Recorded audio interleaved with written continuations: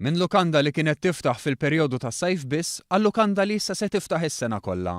Dan grazzi għal iktar investiment u l-mod kif pajjiżna qed jibda jeleb l-isfida tal-istaġjonalità.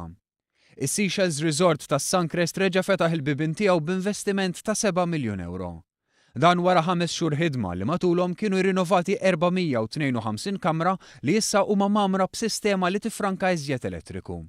Dan kollu qed jikkumplimenta l-ħtiġijiet tas-settur turistiku li fi kliem iċ-Chairman Angelo Xwiereb qed jinbidel. Għalhekk huwa essenzjali li wieħed jadatta.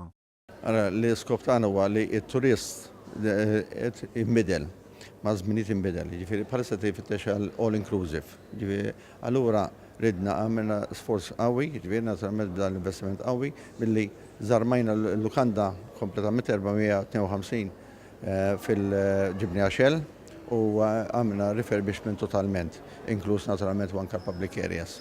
Dan l-investiment iżid ma' investiment ta' 550,000 euro li l-istess lukanda għamlet is-sena li għaddiet. Fl-istess waqt kien introdott kunċett ġdid, il-gastropub, ħwienet li speċjalizzaw f'ikel tal-ogħla kwalità.